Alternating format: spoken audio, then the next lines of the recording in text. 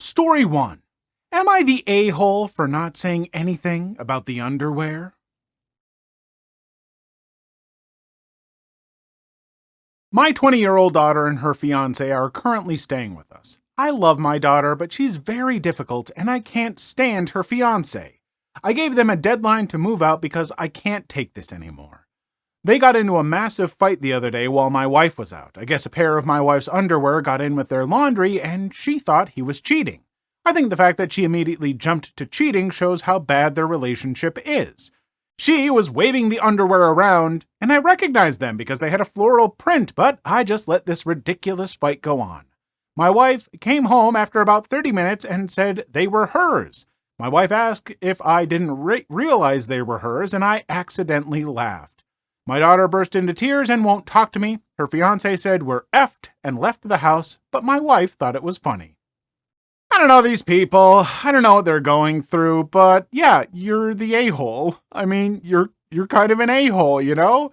I mean, oh, your daughter's difficult? Boy, I wonder where she learned that from. I mean, there's a chance you may have had at least something to do with it. Maybe not. I don't know. But, and you know what? Maybe her and her boyfriend or her and her fiancé are really high-strung and fighting more because they're dealing with the stress of having to stay with her parents who don't seem that welcoming of them, and so they're super stressed out about stuff, and this just happened to be a tipping point. I don't know, but it's the fact that you did know that, and you let them fight for 30 minutes without, giving any clarification because you made a judgment call that, well, if they're going to fight like this, that just shows how bad the relationship is, so I'll let it happen. Ha ha ha. No, you're an a-hole. I'm sorry. I don't think it was right, and yeah. Story 2. How I was almost trapped in an arranged marriage. Sorry this is so long. I promise none of it is boring. LOL. I grew up in a cult that believed, among other things, that women were the property of men and children were the property of parents. So as an unmarried daughter, I was basically a cherished slave. I ran the house, meal planned, cooked, and even homeschooled my youngest siblings, all while trying to homeschool myself through high school. Having grown up my whole life this way, I didn't even know the law would have been on my side if I had decided to defy my parents and move out when I turned 18. My parents constantly reminded me that until they gave me away to a husband, I was still their child and would obey them as the mouthpieces of God in my life. One day my parents told me they had received a phone call from the parents of another family we knew. Their oldest son had noticed me and wanted permission to court me, so per protocol the parents would talk to each other, then each talk to their kids and arrange the whole thing. My mom was beaming with pride, but I thought about it for a little bit and said I didn't want to do it. Mom's smile disappeared and she cried, "What? Why?" I gave her my reasons, very good ones, I thought, but my mom wasn't satisfied and told me I was not allowing God to work in my life and that I should just obey them and trust that God's will would be done. Being the good girl I was, I relented and said yes. Then followed a week or two of awkward family gatherings between our two houses because this version of courtship never allowed for the couple to be alone together. I tried to ease the tension by telling funny stories and encouraging other family members to talk, but only received stern rebukes from his mother, who very clearly did not approve of me. Once she said, "We don't believe in practical jokes, so we are not impressed by that story."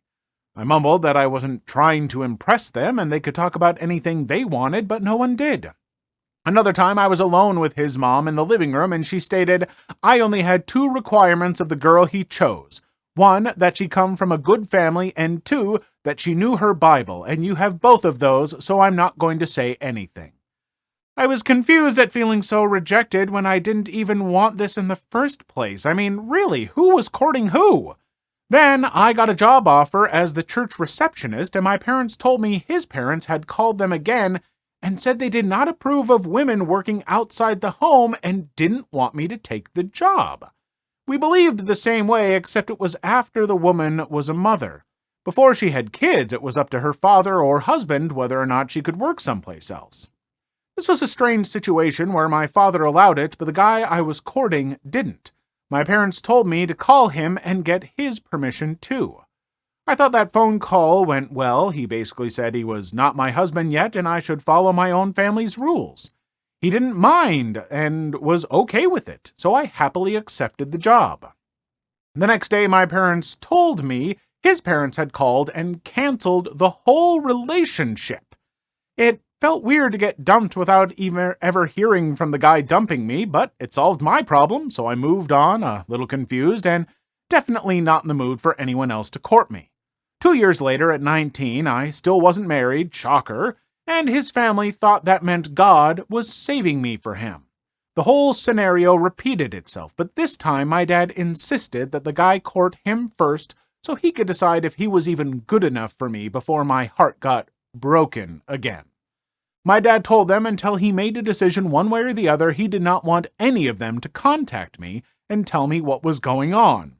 The guy decided no contact couldn't possibly mean letters, so he wrote me a 5-page apology for dumping me 2 years ago before and confessing that he had been falling in love with me and wanted to know if it was worth his time to even get to know my dad.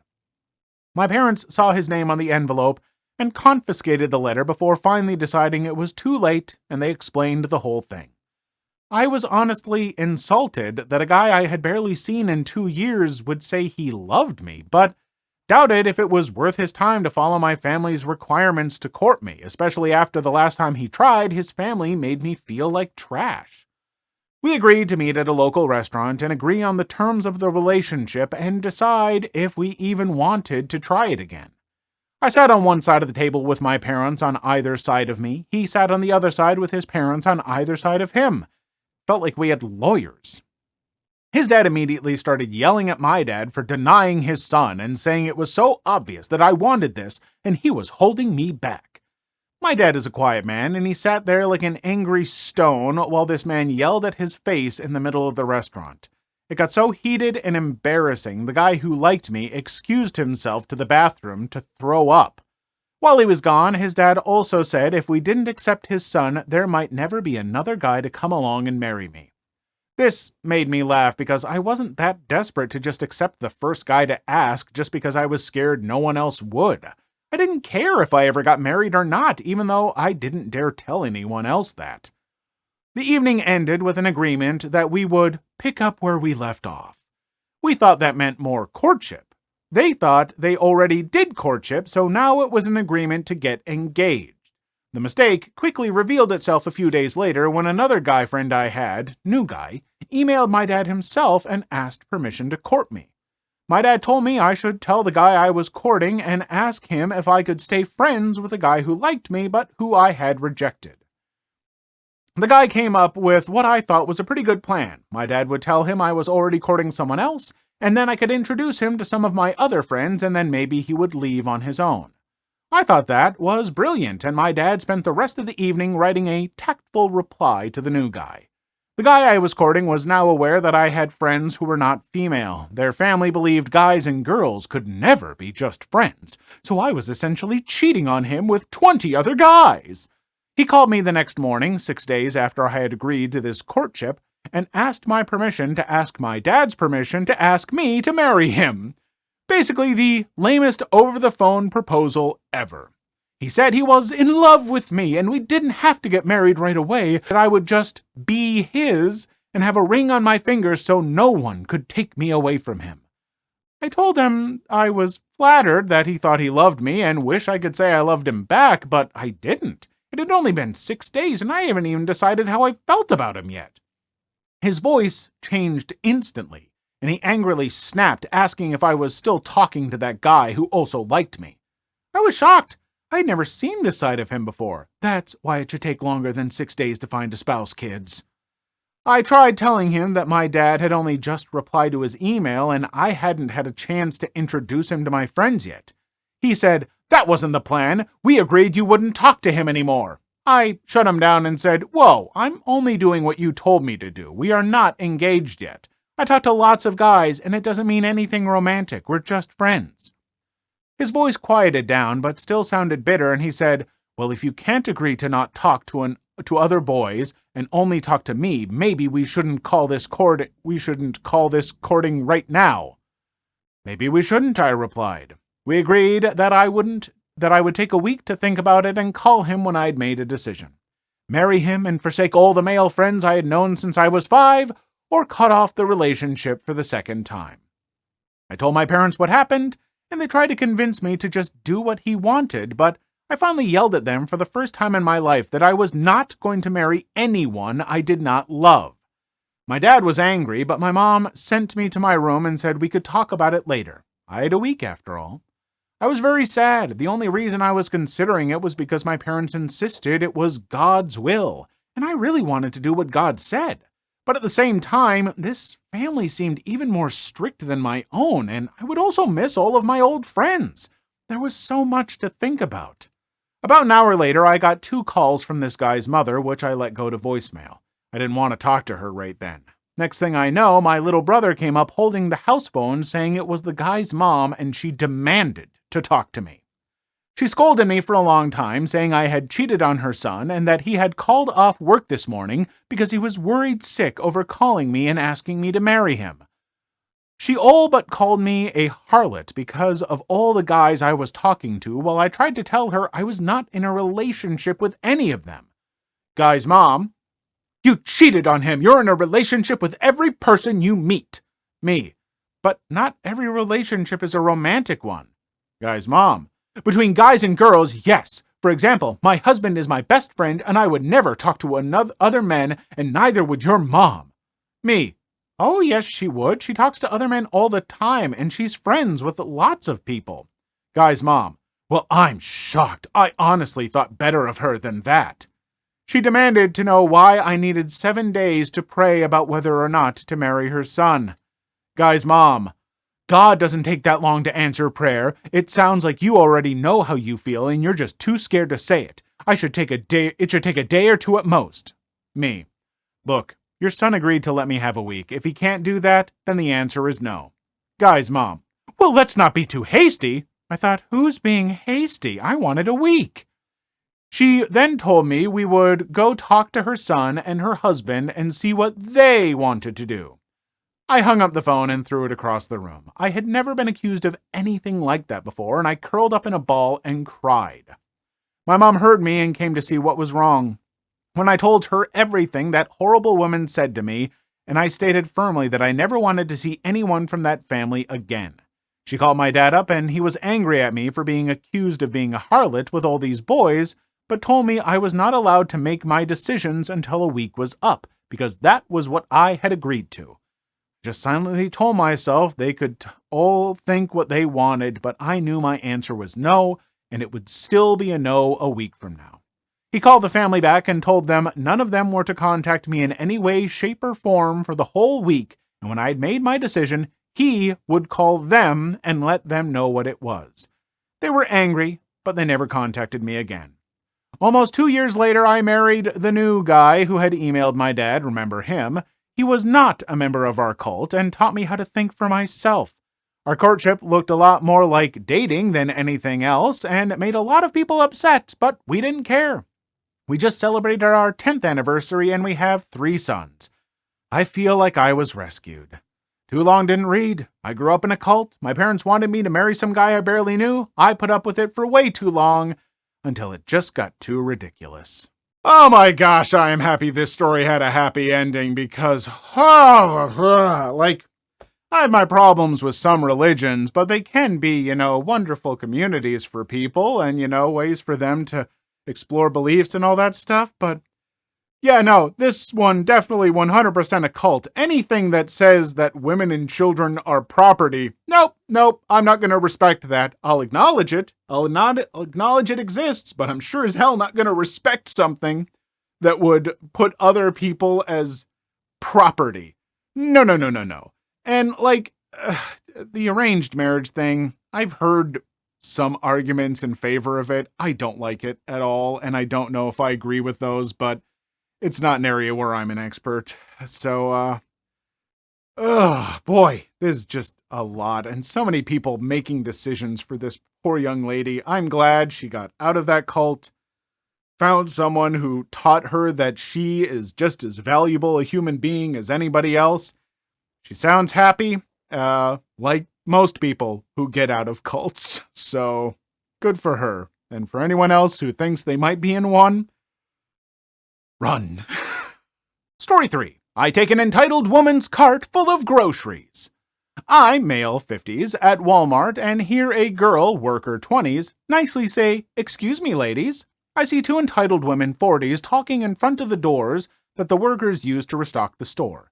The entitled woman looks at the worker with the disdain of royalty being interrupted by a filthy peasant. The worker, with her empty supply cart again, tells the entitled bees that she needs to get through. Again, the entitled woman blew her off with pursed lips and a dirty look. Now, I have a particular sensitivity to people mistreating workers, and these bees have disrupted my delicate sensibilities. I walk past the entitled women, snagging one of the carts full of groceries, and I take off. It takes them a moment for them to notice before they pursue me. I quickly traverse the back aisle and turn the corner towards the front of the store. One of the entitled women tried to pull the cart away from me, but I made it all the way to the front of the store before letting go. I made a clean getaway and go back to get my cart.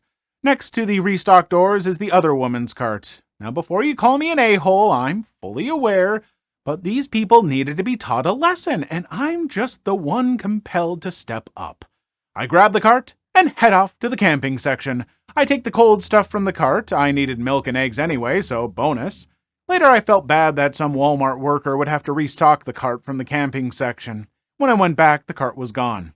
This happened like a year ago, and I didn't think much about it.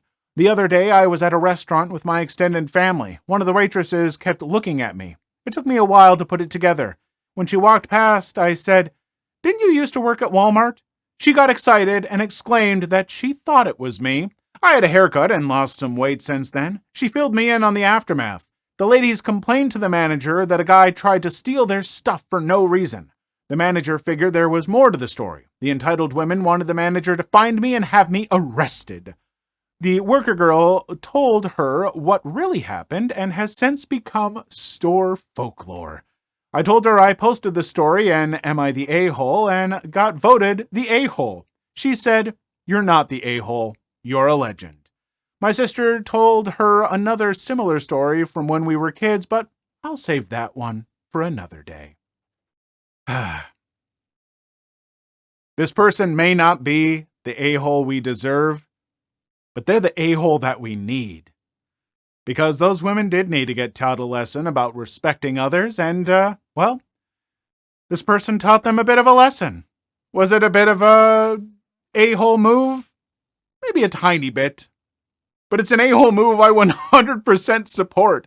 As someone who's worked in Walmart and other stores like that, and dealt with these entitled customers who treat you like the dirt beneath their shoes, having another customer like that who's not going to deal with any repercussions, who can give you as a worker a little bit of justice in the face of these people, it's one of the most beautiful things. Folks, if you're a customer at a store and you see someone being absolutely awful to one of the workers, be a jerk to the people who are being awful. Take those entitled Karens and Carls and just lay into them. And those workers will treat you like heroes. And you will always be welcomed at that store. If you do it right, don't push it too far, don't get kicked out. But stand up for the little guy. Story 4. Entitled mother thinks dogs are just toys and gets kicked out of the pet shop. Hello. I have this rescue mutt that I adopted after witnessing how a car just abandoned her on the street while still a pupper. Because of this circumstances, I have no way of knowing how her life was before I adopted her, but she seems to be pretty happy living with me. I let her roam free around the house and even sleep on my bed. Usually she's pretty social whenever someone comes to visit. So I was at the vet one day. I had an appointment for just a bi-monthly checkup to see if she's growing healthy, etc.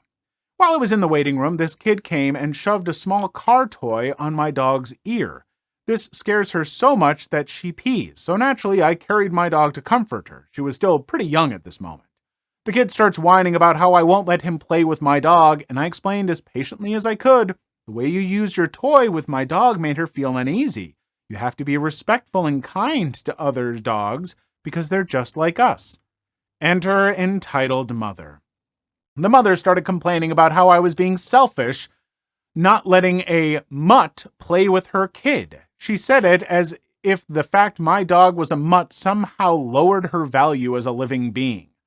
I explained to the mother that her kid shoved a toy car in my dog's ear, to which the entitled mother just replied, "So what? Your dog isn't well trained. Dogs should be able to withstand anything kids do to them. Young kids just think of dogs as toys." I was going to say something when the vet came out of the office to see what was going on. Apparently, the entitled mother came to adopt a rescue dog from the vet, to which the vet replied, "Unless I see commitment from your part to educate your kid on respecting animals, I'm afraid I can't let you adopt any pets. Most of the pets we have for adoption here come from abusive households, and we won't let them be adopted by someone who sees them as objects for her child to toy with." At this point, the entitled mother was just furious. "I promised my son that I would get him a dog if he studied hard. He deserves it." To which the vet replied, "No pet deserves to be threatened like a toy by a kid while the parents fail to educate their kids about respecting animals. My decision is final. You cannot adopt any pets from here."